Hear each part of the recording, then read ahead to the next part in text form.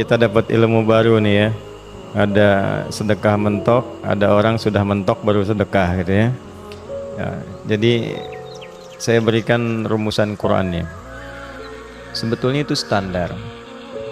Yang paling standar di dalam ujian Allah kepada manusia, supaya ada nilai rasa dalam diri kita bahwa kita itu punya Allah. Itu poin tertingginya. Nah, biasanya pada titik-titik tertentu oleh Allah itu dihilangkan semua potensi-potensi dari makhluk, sehingga kita bisa merasakan kenikmatan langsung untuk berinteraksi dan mendapatkan anugerah dari Allah. Itu titik tertingginya. Sambil contoh begini, Nabi Zakaria itu yang paling viral di Al-Quran, salah satunya divonis oleh manusia tidak akan mungkin punya keturunan. Secara klinis mustahil, karena istrinya divonis monofus dan mandul. Secara medis semua sudah angkat tangan. Tapi apa yang dilakukan? Nanti ini akan melahirkan rumus di Quran surah kelima Al-Maidah ayat 35. Nanti jadi rumus standar dari apa yang dialami oleh beliau ini. Di titik itu beliau menangkap isyarat bahwa ketika manusia sudah mengatakan tidak mungkin, itu tanda awal dari Allah supaya kita langsung memohon kepadanya, karena Allah ingin memberi tanpa perantara siapapun. Maka dilakukanlah kemudian sholat. Sholat itu dalam bahasa Arab, terjemahan kitanya artinya sesuatu yang tersambung, terkoneksi. Karena itu saat kita sedang sholat, kita sedang menyambungkan diri kepada Allah. Anta'budallaha ka'annaka tarah, kata Mas Ihsan tadi. Kita menyembah Allah dan kita merasa diawasi, dinilai oleh Allah. Maka dalam sholat itu beliau meminta, ya, permintaannya viral. Qala rabbi habli min ladunka dzurriyyatan thayyibah innaka sami'ud du'a. Bahasa bebasnya begini, ya Allah, semua memvonis aku tidak akan mungkin punya keturunan. Sekarang aku memohon kepadamu saja yang tidak punya batas dalam pemberian. Nah, sebelum ke sedekah dengan harta, Allah mengajarkan dulu sedekahlah dengan tubuh kita. Karena tidak semua orang boleh jadi memiliki harta, tapi semua orang punya potensi untuk menggerakkan tenaganya untuk meminta. Oleh karena itu diletakkan sebelum harta itu sholat. Kenapa rukun Islam yang kedua sholat, selanjutnya zakat? Karena tidak semua orang bisa mengeluarkan harta. Kalau tidak ada satu pun mentok di harta, maka gunakan tubuh kita untuk menunaikan sholat. Itu rumus Nabi Zakaria. Maka beliau tunaikan di mihrabnya Maryam, minta ke Allah. Rumus kedua, sebut nama Allah, Asmaul Husna, sesuai kebutuhan kita. Jadi nggak harus 99. Misal ini mau menuntut ilmu, sekolah, sebut ya Allah ya Alim, pemilik ilmu. Ada persoalan rizki yang ingin kita dapatkan, ya Allah ya Razak. Ada proyek, ada kegiatan yang kira-kira tantangannya tidak mudah, ya Allah ya Al-Fattah.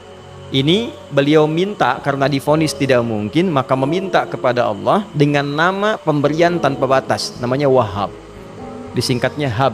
Rabbi habli, ya Allah yang tak punya batas dalam pemberian. Mereka memvonis aku punya batasan, maka mohon anugerahkan darimu saja. Jika padamu belum sempat juga terkabul, maka mohon tunjukkan kepadaku dengan cara apa lagi aku mesti meminta. Maka dalam situasi mentok itulah kemudian turun langsung jawaban. Fanadathul malaikatu wa huwa qa'imun yusalli fil mihrab annallaha yubashshiruka bi Yahya. Tolong garis bawah ini. Orang-orang yang langsung memiliki kesadaran saat di titik paling krusial, terendah, dan kita merasa tidak punya apa-apa, lalu ada kesadaran kita punya Allah dan meminta, itu seketika nggak ada sekat, langsung dijawab seketika. Nah, karena itu biasanya di momen tertentu setiap kita itu pasti mengalami peristiwa itu, apapun bentuknya. Nah, itu kalau sudah sampai ke situ itu kode. Jadi di Islam tuh nggak ada pesimis, ya, tidak ada pesimis, dan jangan pernah melarutkan diri pada sebuah vonis sudah ini nggak mungkin, nggak akan dikabulkan. Nah, itu jebakan setan. Karena declare pertama iblis ketika melakukan kesalahan itu kalimatnya jelas, ana khairum minhu khalaqtani min narin wa khalaqtahu ya min tin. Saya lebih hebat, lebih bagus, Allah nggak mungkin, sudah nggak mungkin ada ampunan lagi. Jadi diteruskan kesimpulan ini, karena nggak mungkin katanya diampuni, ya sudah bermaksiat saja. Karena nggak mungkin dikabul, ya sudah pesimis saja. Padahal di titik itu Allah sedang membuka. Temukan kata itu, temukan hubungan itu, minta itu tanpa sekat.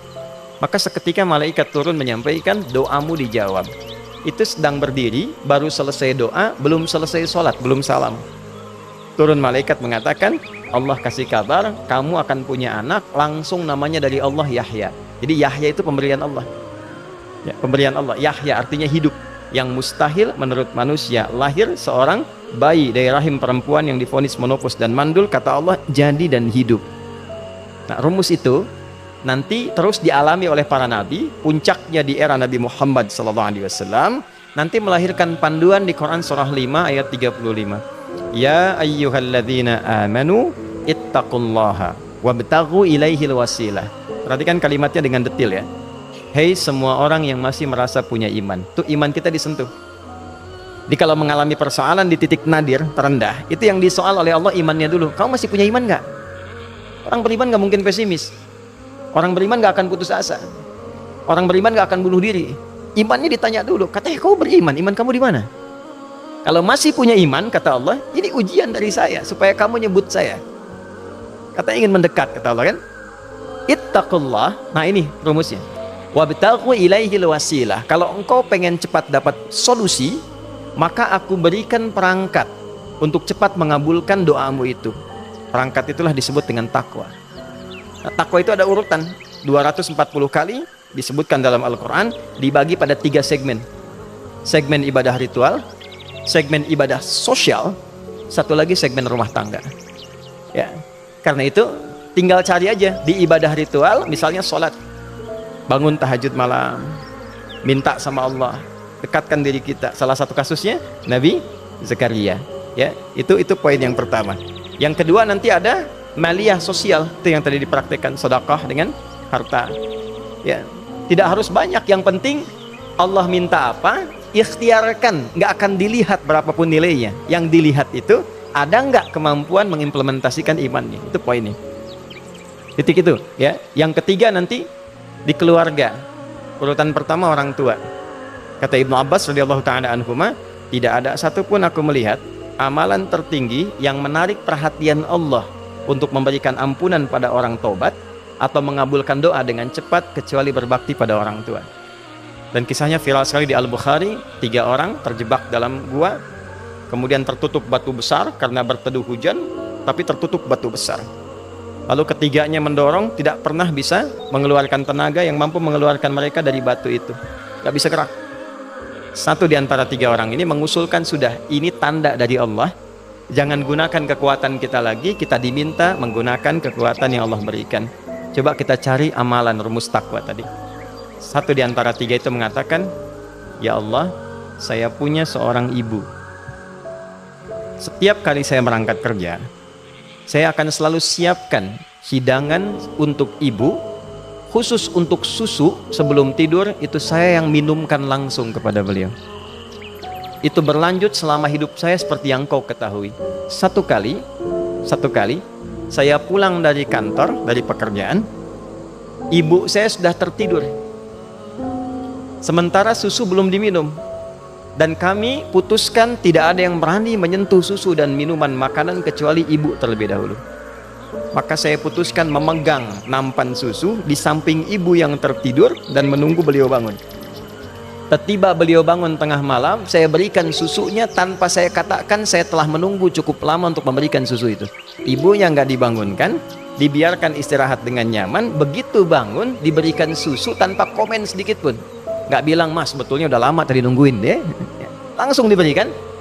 Seketika ibu senang istirahat dan lalu mengatakan pria ini, ya Allah, jika engkau ridha dengan amalku ini, maka mohon bebaskan kami dari kungkungan batu ini. Lalu ketiganya berikhtiar mendorong, yang tadinya tidak punya kekuatan, seketika batu itu menggelinding dan membebaskan 3 orang itu. Nah itu persegi dalil yang sebetulnya jadi pedoman hidup. Dalil itu kan pedoman bahasa Arabnya, pedoman berkehidupan. Kita di Islam itu lengkap. Jadi kalau kita mengalami kasus itu dimanapun, ya, baik di kedudukan, di usaha, di pengetahuan, sudah mau ngapalin mentok gitu ya, itu ujian.